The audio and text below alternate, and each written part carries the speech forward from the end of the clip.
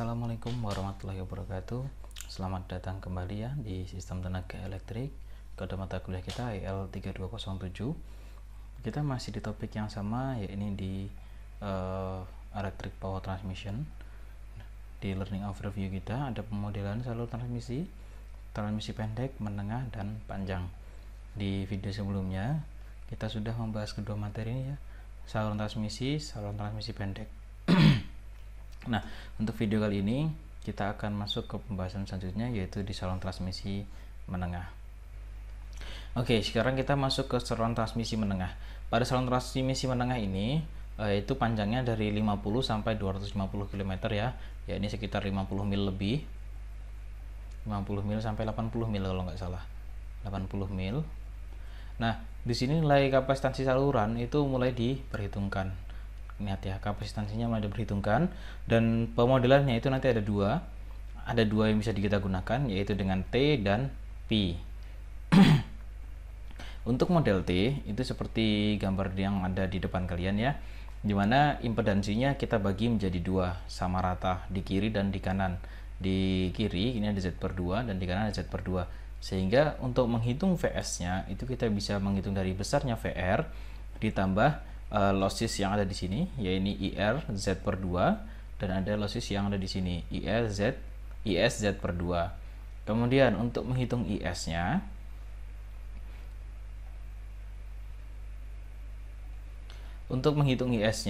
kita di sini kan hukum Kirchhoff ya, ini kan kebagi jadi dua di sini. Nah, berarti ada dua. Yang pertama di IR ditambah dengan arus yang ada di admitansi sini. Nah, arus yang ada di admitansi ini berarti kan VP dikalikan dengan Y. Nah, dari sini kemudian kita mencari besarnya VP. Besarnya VP itu kan sama dengan titik yang sini dengan yang sini. Nah, di titik ini berarti kan ada VR sama lossesnya di sini. Sehingga VP kita bisa substitusi dengan VR ditambah IR Z/2. Ini dikalikan dengan admitansinya.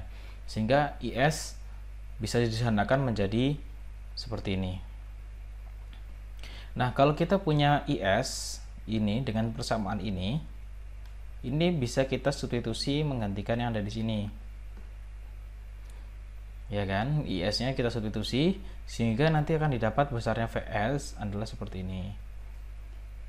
Dan IS adalah seperti ini.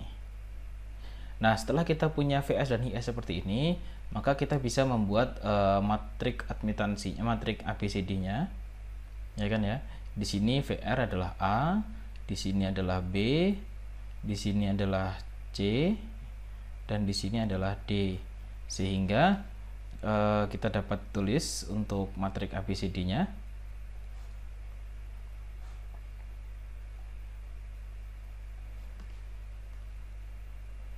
Untuk A berarti 1 ditambah ZY/2.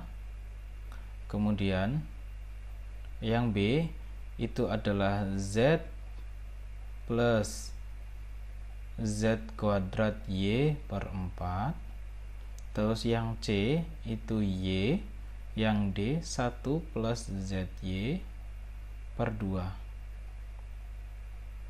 Nah, ini kalau kita tinggal tambahkan VR, ini IR, kan jadi ini dari persamaan yang kita awal itu ya, ini sama dengan VS IS. Ini matriksnya kita sudah jadi. Nah, seperti inilah untuk rangkaian ekuivalen dari menggunakan tipe T. Persamaan ABCD-nya akan jadi seperti ini. Nah, lalu bagaimana dengan tipe P? Kalau tipe T tadi itu Z-nya kita bagi dua, si Z ini kita bagi dua. Kalau tipe P itu kebalikannya, yang admitansinya kita bagi dua, yaitu letaknya di ujung-ujungnya, di depan dan di belakang. Nah, dengan model ini kita jadi persamaannya nanti ada IC1 dan IC2 yang ke arah si admitansi itu ya, kebagi dua. Sehingga arus untuk kapasitor nanti adalah VR Y/2, si IC2 ini. Arus yang ada di sini itu adalah tegangan resistor tegangan penerima VR diterima itu dikali dengan Y/2. Kan tegangan dia sama nih, udah nggak ada pengurangan lagi. Kalau tadi kan ada lossesnya ya.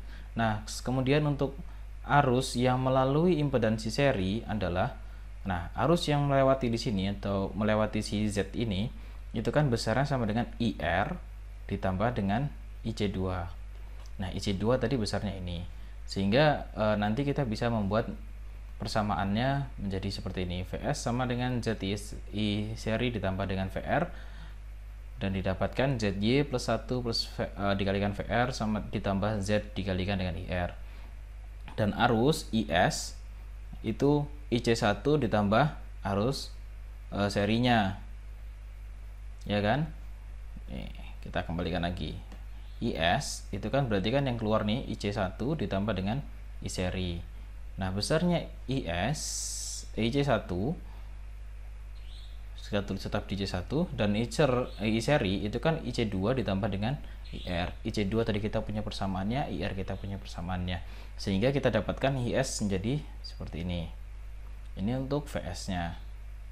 Nah, oleh karena itu konstanta ABCD tadi akan menjadi seperti ini. A-nya itu ZY plus 2 ini ya. ZY per 2 plus 1. B-nya adalah Z.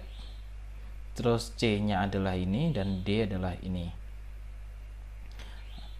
A, jadi kalau kita tuliskan VS IS ya, kita matrikskan itu sama dengan A-nya ZY per 2 plus 1, B-nya itu Z, C-nya itu Y dikali dengan ZY per 4 ditambah 1, dan yang D-nya ZY per 2 ditambah dengan 1, ini dikali dengan VR IR.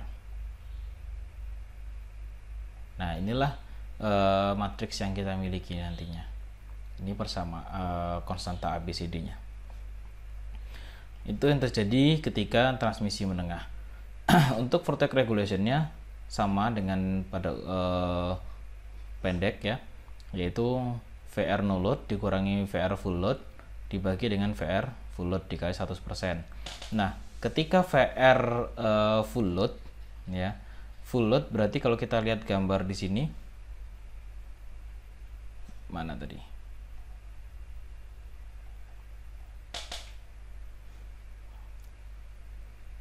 Nah, besarnya full load itu adalah sama dengan VR. Jadi ketika VR full load berarti VR-nya adalah maksimum. Nah, ketika VR no load berarti adalah VS dibagi 1 per ZY per 2. Dan dibagi VR full load dengan VR dikali 100%. Inilah voltage regulasi untuk saluran menengah. Kemudian karakteristik saluran transmisi di tegangan menengah tadi, di panjang menengah ya, saluran transmisi menengah, daya input ke saluran transmisi 3 fasa dapat dihitung sebagai 3 dikali VS dikali IS dikali cos PS, dimana VS ini kita bisa ganti dengan V line to line, dan untuk VS itu biasanya adalah line to neutral. Kalau ada akar 3 di sini berarti line to line ya. Masih ingat ya persamaan itu. Nah, di sini kita mengasumsikan dengan hubungan adalah star. Dengan cara yang sama, daya aktif output dari saluran transmisi adalah sama ya untuk PIN Pout. Kemudian daya reaktif input berarti sama juga yang kita gunakan. Kalau aktif itu menggunakan cos, reaktif menggunakan sinnya. Dan untuk daya semuanya untuk 3 fasa sama seperti ini persamaannya. Nah, bila resistansi saluran R dapat diabaikan, maka daya output dari saluran transmisi dapat disederhanakan sebagai berikut. Diagram fasor yang disederhanakan dari saluran transmisi menunjukkan bahwa IS sama dengan IR sama dengan I. Selanjutnya garis vertikal BC dapat dinyatakan sebagai VS sin delta atau XL I cos theta. Delta, masih ingat ya kemarin video sebelumnya, delta itu kan theta S dikurangi theta R. Itu adalah delta, sehingga I cos theta sama dengan VS sin dibagi XL. Dan daya outputnya menjadi seperti ini persamaannya. Daya yang disuplai oleh saluran transmisi tergantung pada sudut fasor antara tegangan input dan outputnya. Kemudian, daya maksimum yang disuplai pada saluran transmisi terjadi apabila delta itu sama dengan 90 derajat. Sehingga Pmax itu sama dengan 3 dikali Vs dikali Vr dibagi XL-nya. Daya maksimum ini disebut dengan steady state stability limit dari saluran transmisi. Dalam kenyataannya, resistansi saluran transmisi adalah tidak mungkin sama dengan 0. Sehingga sebelum mencapai nilai transfer daya maksimum, sudah mengalami pemanasan pada saluran transmisi. Secara tipikal, sudut daya pada beban itu penuh adalah 25%. Beberapa hal yang dapat disimpulkan dari persamaan tadi adalah: 1. Kemampuan transfer daya maksimum dari suatu saluran transmisi adalah fungsi dari kuadrat tegangan nominalnya. Misalnya, apabila semua parameter saluran sama, suatu saluran transmisi 220 kV akan memiliki 4 kali kemampuan transfer daya dibandingkan dengan saluran transmisi 110 kV. Hal ini merupakan salah satu keuntungan menaikkan tegangan saluran transmisi. Namun, tegangan yang sangat tinggi akan menghasilkan medan elektromagnetik yang kuat, yang menyebabkan interferensi dengan komunikasi dan menghasilkan efek korona. Nah, efek korona ini nanti akan membuat menyala di ion-ion udara yang akan meningkatkan losses. Itu. Kemudian, kemampuan transfer daya maksimum dari saluran transmisi itu berbanding terbalik dengan reaktansi seri yang nilainya cukup besar untuk saluran panjang. Untuk itu, di beberapa saluran panjang, menambahkan kapasitor seri untuk mengurangi reaktansi seri secara total, sehingga meningkatkan kemampuan transfer daya saluran. Yang ketiga, dalam operasi normal suatu sistem tenaga listrik, tegangan besaran Vs dan Vr tidak berubah, sehingga besar sudut delta akan mengendalikan daya yang mengalir melalui saluran. Untuk itu, dalam rangka mengendalikan aliran daya di saluran dapat dilakukan dengan meletakkan fase shifting transformer di suatu sisi saluran untuk mengatur tegangan fasanya. Dan efisiensi saluran transmisi adalah Pout per Pin dikali dengan 100%. Salah satu faktor batasan utama dalam pengoperasian saluran transmisi adalah pemanasan dan resistansi. Karena pemanasan ini adalah fungsi kuadrat arus yang mengalir di saluran dan tidak bergantung pada sudut fasanya. Kan kalau untuk P itu untuk pemanasan di losses kan I kuadrat dikalikan dengan R. 3 kali I kuadrat kali R untuk 3 fasa. Oke. Saluran transmisi biasanya dioperasikan pada tegangan dan daya nominalnya. Dan terdapat beberapa kendala praktis yang membatasi daya aktif dan reaktif yang dapat disuplai oleh saluran transmisi, yaitu kendala yang paling penting adalah arus steady state maksimum harus dibatasi untuk menghindari pemanasan berlebih pada saluran transmisi. Ya, ini ya. Rugi-rugi daya pada saluran transmisi itu dihitung dengan pendekatan 3 dikali I line kuadrat dikalikan dengan R. Semakin besar arus yang mengalir, semakin besar rugi-rugi panas pada resistansi tadi. Kemudian, voltage drop pada saluran harus dibatasi sekitar 5%. Dengan kata lain, rasio besaran tegangan di sisi terima terhadap tegangan sisi kirim adalah VR dibagi Vs itu kurang dari 0,95%.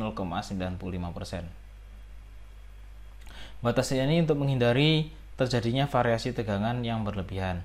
Sudut daya atau phase angle sudut daya delta pada saluran transmisi harus kurang dari 30 derajat untuk menjamin bahwa aliran daya pada saluran transmisi cukup jauh dari static stability limit, sehingga sistem tenaga listrik dapat menangani apabila terjadi kondisi transient atau perubahan ya. Di antara batasan-batasan tersebut, ada yang lebih atau kurang penting pada suatu kondisi tertentu yang berbeda. Pada saluran pendek, di mana reaktansi seri X adalah relatif kecil, pemanasan pada resistansi biasanya membatasi daya yang dapat disuplai saluran. Pada saluran yang lebih panjang, yang beroperasi pada faktor adalah laggingnya. Drop tegangan di saluran transmisi biasanya menjadi faktor pembatas. Pada saluran yang lebih panjang, itu beroperasi pada faktor daya leading. Maksimum sudut delta dapat menjadi faktor pembatasnya. Oke, sekarang kita punya contoh saluran transmisi 3 fasa. Di sini 138 kV terhubung dengan beban 49 MW dengan 0,85 lagging ya.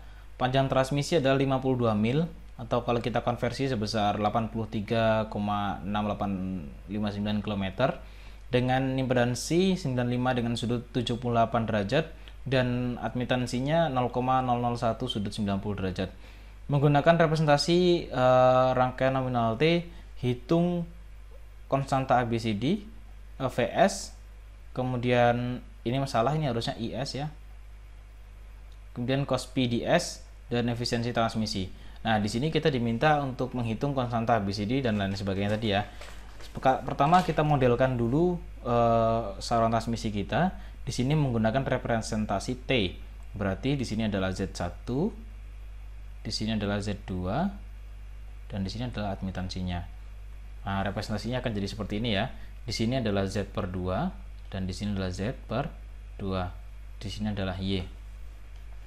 Nah, kalau kita sudah memiliki persamaan itu, sekarang kita tinggal menghitung berapakah ABCD-nya. Nah, tapi kita kan punya parameter-parameter yang ada nih ya, 138 kV. Itu kan untuk line to line. Berarti untuk V di R di line to neutral itu kita bisa menghitung di 138 dibagi dengan akar 3. Dan ini hasilnya adalah 79,77 kV. Nah, kalau kita sudah dapat VR line to neutral, berarti kita tinggal menghitung IR-nya. Kan gitu kan. Sekarang VR ini sudah kita temukan, VR. Tinggal menghitung IR-nya.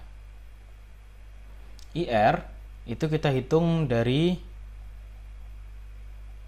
di sini ada bebannya itu ya, dayanya 49 MW, berarti 49 kali 10 pangkat 6 dibagi dengan akar 3 dikali dengan 138 kV, jangan lupa berarti dikalikan 10 pangkat 3, kemudian dikalikan dengan power faktornya 0,85.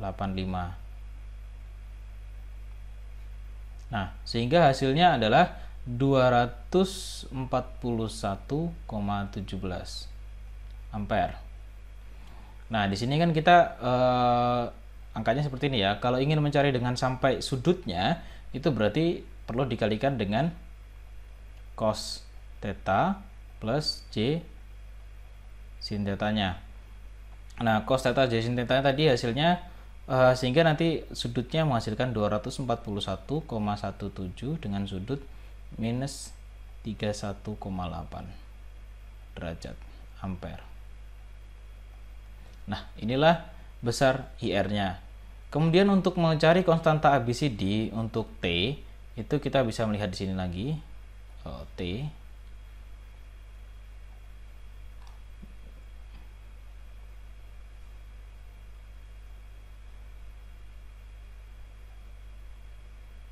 Ya, kita ingin melihat yang T ya. A itu dapat dicari dengan seperti ini, 1 plus ZY per 2. Berarti tinggal kita masukkan saja.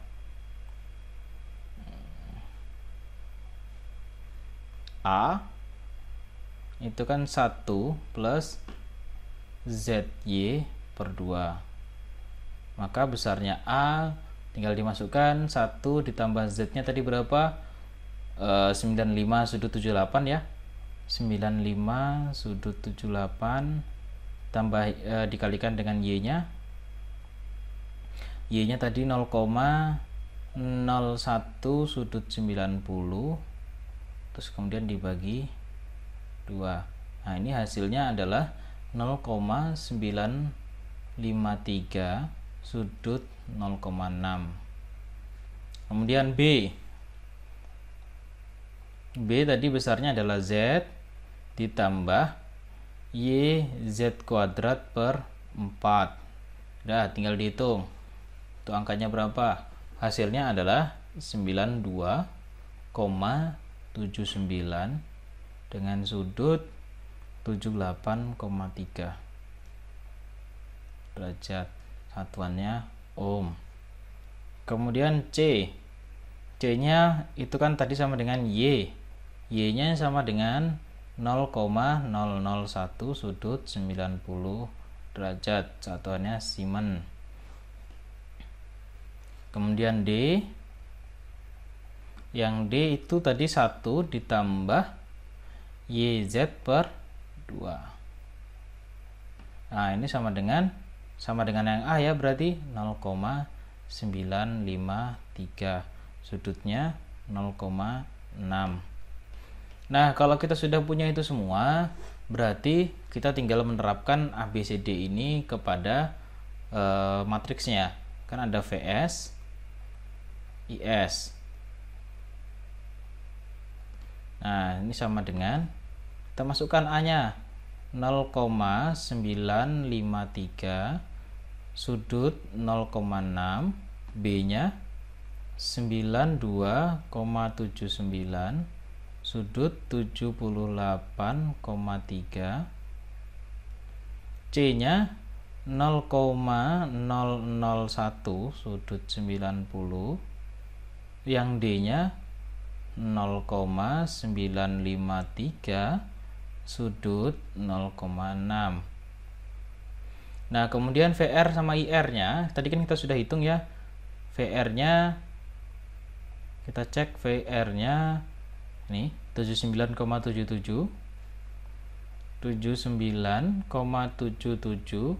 sudut 0, dan yang terakhir IR-nya tadi ya, IR nih 241,17 sudut 31,8. 241,17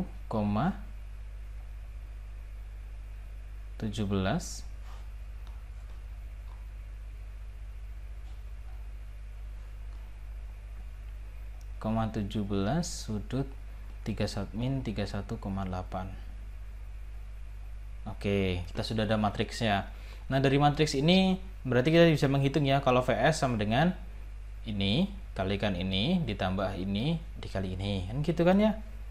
Oh, saya lingkari aja pakai warna. Jadi kalau menghitung VS kan tinggal sudut ini dikalikan ini ditambah ini dikali dengan ini, nanti kita akan dapat si VS. Nah, kalau untuk menghitung IS berarti kan tinggal IS ini dikali dengan ini ditambah ini dikali dengan yang bawah. Selesai. Kita nanti bisa menghitung VS sama IS-nya.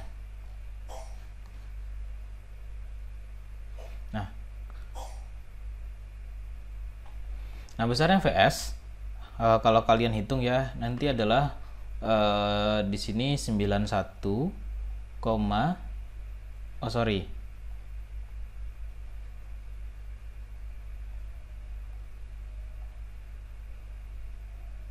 Nah, jika kalian hitung besarnya VS nanti adalah sebesar 93,06 dengan sudut 10,4 volt.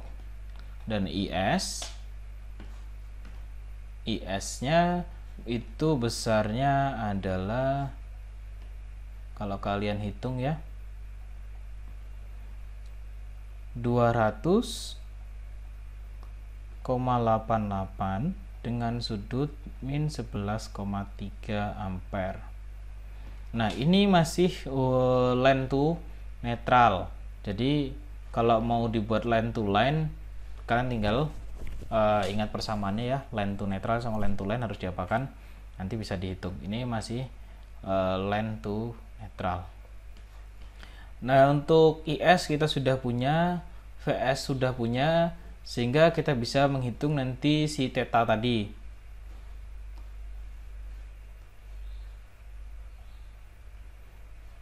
Mana? Nah, dari sini VS kita sudah punya ya 10,4, IS kita sudah punya min 11,3. Berarti theta S itu kita bisa hitung kan ya. Theta S kan perbandingan antara VS sama IS nih. Berarti si 10,4 dikurang minus 11,3. Jadi theta S nya sebesar 21,7 derajat. Nah, dari sini kita bisa tahu kalau cos pi nya adalah cos theta S nya 0,9. Nah, kita sudah dapat semua berarti kan. Untuk yang A, konstanta ABCD. Konstanta ABCD tadi ini ya, ABCD. Ini konstanta ABCD. Kemudian yang B, kita diminta untuk mencari VS-nya. VS kita sudah dapat. Mencari IS-nya kita sudah dapat. Kemudian mencari cos pi-nya. Cos pi di sini tadi sudah dapat. Nih 0,9. Sekarang tinggal menghitung efisiensi transmisi.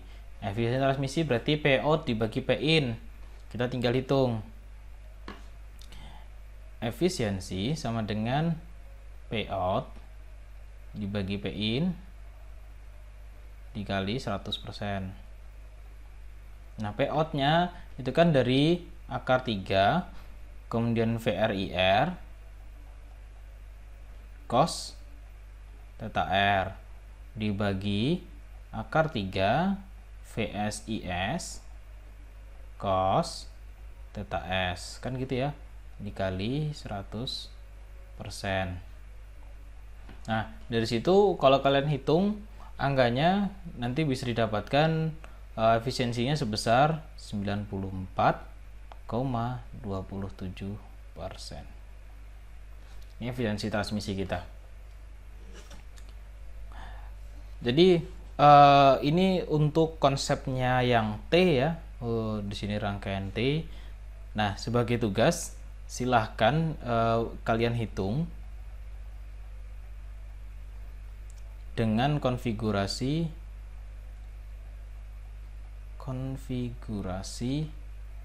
pi. Tadi kan T, sekarang kalian diminta untuk menghitung yang pi. Kemudian bandingkan hasilnya sama atau tidak, seperti itu, dan silahkan ambil kesimpulan dari pembandingan.